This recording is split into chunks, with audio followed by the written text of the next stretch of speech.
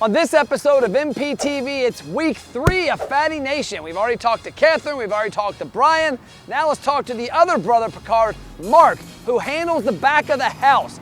6 years with US Foods, over 20 years of restaurant experience. We're gonna dig into how he treats his team in the back end, how he manages his food costs, and the things that they've noticed during the pandemic that have helped them grow as a brand and as a family. Let's check it out.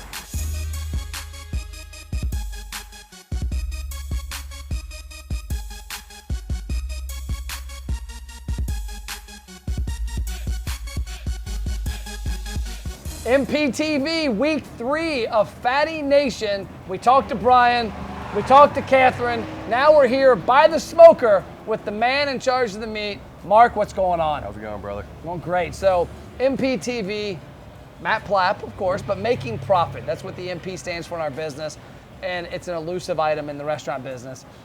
First, before we get into that, because with you being in charge of the food, I mean, that's food cost. That's the biggest thing, especially in this business with barbecue and pork. Let's talk about your background, because you got an interesting one. 20 years in the restaurant business, 6 years or so at US Foods. Tell us about you and about your background. Yeah, so basically I started off in the restaurant business back in 1995. Busboy, dishwasher, a host, worked my way up to a server, and did that for a couple of years. And I found myself in a management position cutting my teeth at Don Pablo's, which is a big franchise Mexican restaurant that was in nearly every state in the country for a very long time. I did that for several years, moved on to a couple of other concepts that I managed. Most of my management gigs, I would promote myself up to a general manager position. And to be quite honest, you see it a lot in the industry. You kind of get bored of the concept, or you follow friends to other concepts. And that's exactly what I did as well. Did that for quite some time, got out of the actual day-to-day management of restaurants and started working for the second largest food distribution company in the country. And I came onto their team as a sales rep, eventually worked my way up into the culinary team as a chef, and then became a center of the plate specialist, where I learned far more than I ever learned in operations about proteins. One of the beautiful things about working for that distribution company and gaining all that insight and knowledge as a COP is I was allowed to get my associates in meat science, nose to tail butchery certification, so it came with a lot of perks as well. And in our car ride, the episode y'all will see last is our road trip to Tulsa, where we went up and went to a couple restaurants. You talked about that experience that helped you here, in that you got, for 6 years, you got to see other restaurants. And see a plethora of how people operated. Tell us some of the things that really stuck out to you with what you saw that you were like, can't do that, got to avoid it. Yeah, like I said, in the car ride, it was a mind-opening experience. It was crazy. I thought I had the basics of operations down. I thought the way I did it, or the way I'd been taught to do it, was the best way to do it, and that was ignorance. That was my ego talking, and obviously there's more ways to skin a cat than just one. So being able to talk with different operators, restaurant groups, management teams for nearly 6 years, maybe 5 upwards to 10 a week, you start to accumulate a lot of knowledge and a lot of different versions of managing and operating a restaurant. One of the biggest takeaways from doing that is really understanding the impact of food costs on one's business, finding out fun, creative, and yet usually simple ways to stretch that dollar and turn your food cost into a better food cost and a lower food cost. If you utilize specific cuts, or you're doing things in-house as opposed to bringing it in from, or outsourcing it from another place. So yeah, you see a lot of different versions of the same thing. And then you kind of pick and choose what works best for you. And that's one of the biggest takeaways from being able to visit all these different operations over all those years. And one of the things I know you have here that does exactly what you just talked about, kind of optimizing food costs, is on your Taco Tuesdays. And you wouldn't think of, I've never heard of a rib Taco Tuesday, or I guess rib meat. It's because of not throwing away something you might not serve for your regular. Tell us about that. Right, yeah, so at Fatty Smokehouse, we want zero waste if possible. We try to do everything as most sustainable as we possibly can. Obviously, we can't do it 100% because there is going to be a little bit of waste here and there. With the Rib Taco Tuesdays, we found that many of our ribs that weren't up to our spec or to the quality that we wanted to send out to our guests, we'd either be throwing it away or be going in the crap box, is what we call it. and we'd be doing nothing with it. So very quickly, maybe a month and a half in, I got the light bulb going off in my head saying, why? I gotta do something with all this meat. Yeah. You know, these ribs are it's still good Still good meat. meat. It's just not the size or not the thickness, or it just doesn't look right to be going out on a guest plate. So what we do is at the end of every shift, anything that we've been holding in the warmer that we couldn't use, we tear it off the bone, chop it up into small pieces, wrap it tight, refrigerate it, and then when it comes to the next Tuesday, we reconstitute it in a beef and pork jus that we make every Monday during prep, and we let it sit on the flat top, and then we do traditional street tacos with little 2.5-inch corn tortillas, a nice huge chunk of the rib meat, some cotija cheese, some chives over that. Then it's served with a fresh pineapple mango salsa that we make every Monday. We do a batch to get us through Tuesday, and hopefully not further. But if we do, we put it on burgers and other things to get all the use out of it. Then it comes with one side, and then some pickled red onions as well. And that's something you talked about also, was a lot of businesses they stick to a menu, always. And I think that's a lot of times why consumers don't go to restaurants, because they've had that. Been there, done that. Okay, I'll go there once a week because they have this. Right. But with you guys having, today's Wing Wednesday, which I can't wait to try. You've got pork butts on Saturday, right? We got our beef short ribs. Beef short ribs on Saturday. Yeah, they're monsters, about a pound to a pound and a half short rib bone-in rib, basically. And you've got Taco Tuesday. So, I mean, you've got your normal menu, but you're also flexible enough to go, here's an opportunity. Because I can see somebody that comes here traditionally for other things goes, oh, rib tacos. Right. Got to get that. And that's the beautiful thing about having your own restaurant and owning your own menu. If right now you and I are discussing something that sounds fantastic and I have it, the ingredients in my cooler, I could set it up tomorrow. I could post something on Facebook and Instagram today telling all of the Fatty Nation that supports and loves and follows us on social media that we're doing this. And I bet you 10 to 1, I'm gonna have a line out the front door tomorrow morning waiting on that special. Yep. It's something that a lot of corporate or, I don't know the word for it, but places that have tighter restraints aren't allowed to do or aren't capable of doing. And we find it a blessing having it, the capability of doing it here as our own restaurant and our menu that we truly own, that we can kind of play around and get creative with all the products. Okay, let's talk about back of house, because your brother's kind of the part of the front of house, but more of the idea guy on marketing and numbers. And I know from personal experience, he's the spreadsheet king. Sure. As we're standing here, it's Oklahoma. It's already hot out. The sun's out here. Humid. We've got this thing right here. I'm sweating. And I can only imagine what it's like for your back of house in that kitchen around this smoker. What are some things that you've done? Because I'm sure there's other smokehouses out there that are like, we deal with that. What are some things you've done to maybe make it a better environment for the back of house people when they're around this heat, when they're around things, and also has made their job a little easier? Sure, so there's a few things you can do. I mean, not a whole lot, because kitchens are gonna get hot no matter what. Especially in our building, we're basically in a tin can. It's a completely steel structure, poor ventilation. It was built in the 40s. My smoker's outside in a shed, another tin can that sometimes gets up to 300 degrees. Oh, yeah. So when you open the door to the smoker in the smoke shack, it's like standing in front of a hot oven with the door open. So there's a few things we can do. Like we have fans, swamp coolers inside the kitchen to circulate air. We have a ground AC unit on the front line, so it's blowing cold air across the bottom of the line. It's not cooling off food in the wells, but it's cooling off our employees.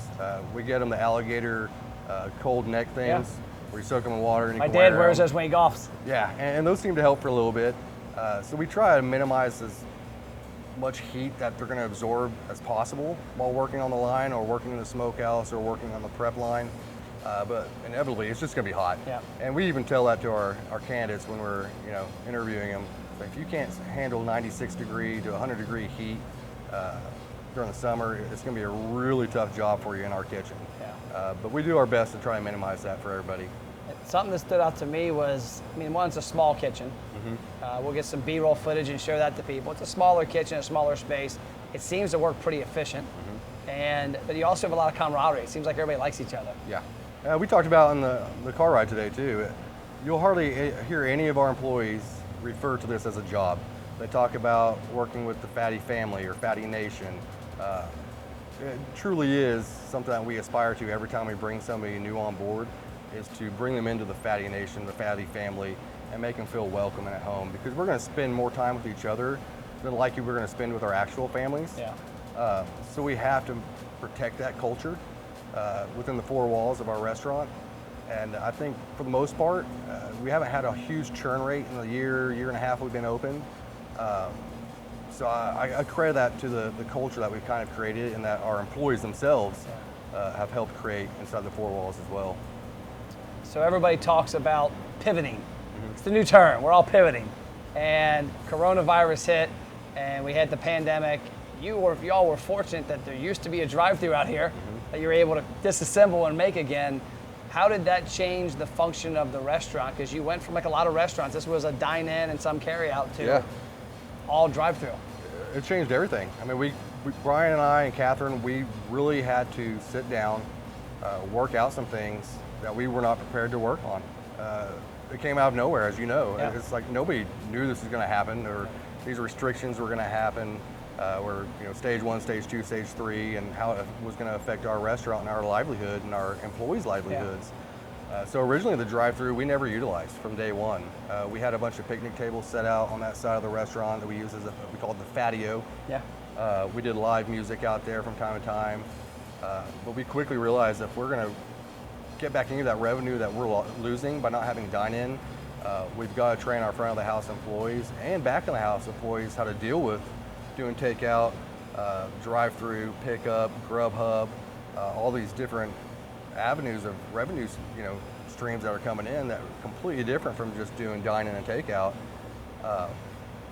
And it was a challenge. I mean, it took probably a good 2 weeks before everybody started feeling comfortable and confident that they were doing things the correct way. Yeah. The beautiful thing is, now that we have dine-in open, we're still doing probably 70 to 75% takeout, drive-through, or carry-out. But our people are so proficient in it now because they were forced to learn how to do it proficiently, which is something we'd never expected. So we've kept the drive-through open. We put the tables, the fatio tables, somewhere else that can be utilized if our guests want to use them. But ultimately, we're doing dine-in, takeout, carry-out, Grubhub, and now drive-through, and we're doing it with about the same amount of labor that we were using beforehand. They're just better trained. They're more cross-trained now, and they're able to accomplish a lot more with very little, or almost the same as they had beforehand. What were some of the biggest hurdles? I mean, obviously, one thing I've heard in the past from other people is a lot of back of house people are used to plating food because it's going right there. Yeah. Now all of a sudden it's going in containers, and it's more important than ever to get it right. Right. Because when I get home 20 minutes away, everybody gets bummed if something's wrong. What were some of the things you went through with that? That's the thing. If you make a mistake and it's dine-in, and I know about it, or Brian knows about it, or my manager knows about it, we'll fix it. We'll take care of it, and you'll leave happy, I guarantee you. We're not going to let people leave here upset, sad, or disappointed if we can avoid it. Once it goes out of the window or out of the front door into go box, we can't do anything about it, really. I mean, you might call and tell us what happened, and we'll do our best to take care of it in the future.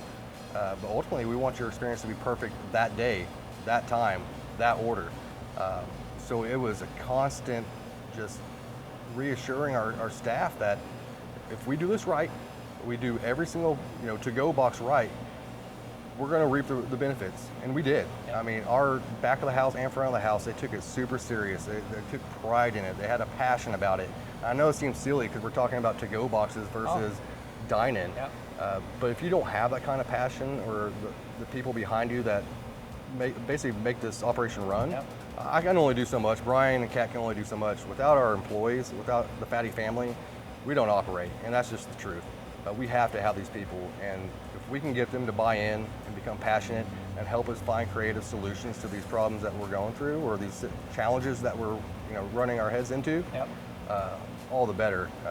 I might have a great idea, but the person washing my dishes might have a better idea, and his idea or her idea, it doesn't sit by the wayside. We'll utilize it, and then they're going to get credit for it. And now they're stoked that they're getting credit for something that's become positive within our four walls, and that spreads. And positivity spreads positivity. So that's what we try to do here at Fatty's: just keep it positive, keep it creative, make sure we're guest focused, and just taking care of people. I mean, that's the whole reason for opening a restaurant in the first place. You want to see people smile and enjoy your food, have a good experience. You want them to brag about it. I love nothing more than when I see people I've never been here walk in and say, man, 3 or 4 of my friends told me I had to come try this place. And they leave, they're stoked. And they go tell 4 or 5 of their friends. I mean, that's the best feeling in the world. I heard it last night. We're sitting for dinner. I heard somebody come in and say something along those lines. I was told I had to come try it. Yeah. Let's see what it is. And that's the greatest compliment I think our team and myself and the other owners can accept and hope for, because it's a fickle business, and even more now than ever with everything that's going on and around us. So the fact that people are still excited to come try us for the first time or second, third, fourth, fifth time, that's all the better. Well, I think a lot of that too comes back to the experience, because actually the first episode we shot of MPTV with Bob Jacoby of Quaker Steak and Lube in Florence, his general manager, it was in February. And I had asked him about third-party delivery, because I had ordered Uber Eats and still do from his restaurant occasionally, and it's the exact experience that it's in the restaurant. I said, Bob, I've had third-party from other places, and it's not the exact. How are you doing it? He's like, my back of house knows. Forget if it's got a plate or if it's got a styrofoam. We want the perfect meal for that person. And we got to make sure that it's even more important that if it's leaving in a to-go box, that there's not many chances for do-overs. Yeah, and the expectations, since we're almost open for a year at that point when we closed down the dining room, people had certain expectations of what to expect from Fatty's. They wanted their meals to look a certain way, certain portion sizes. So that was something that we consciously thought about. Even though it's going to go boxes or bags or what have you, it still has to be presentable. You eat with your eyes first, so it has to look sexy. But more importantly, it has to taste right, and we have to be giving you the right thing that you paid for. Cool. So I always leave everybody on the hot seat at the end. One question, one piece of advice. So what's one piece of advice you'd give an owner, an operator, a general manager from your time being in the business, that if you do this consistently, when we talk about back of house, what is something you would suggest they do consistently to make sure that they consistently have a great experience with their customers? Number one, and it's nothing to do with operations, is remember why you got in the business in the first place. If you're not enjoying yourself, it's going to bleed out to everybody within those 4 walls I keep talking about. Like I said, positivity breeds positivity. If you're negative, it's going to breed negativity. Beyond that, breathe in your inventory. Understand the culture that you're creating and make sure that's the right culture for your concept. And just run a solid, honest operation. If you're fooling yourself or trying to fool others, you're not going to last. I mean, you got to be really honest with yourself, hardcore, because you're going to come across hard times like we have the last several months. And if you're not getting creative, not being honest with yourself, and not being honest with your staff and your crew or your family, the likelihood of succeeding through a hard time is going to be very difficult. Awesome. I appreciate your time. Yeah, thank you, brother. There it is. We wrap up another episode of MPTV, the hottest episode yet. I guess maybe we should have rethought standing by a smoker. Yet, man. He's not even sweating. You can tell I'm the inside marketing guy. So MPTV, making profit, helping restaurant owners and operators get to the next stage of their business a little better, a little easier. Appreciate your time. Appreciate it, brother. Okay. See you next episode.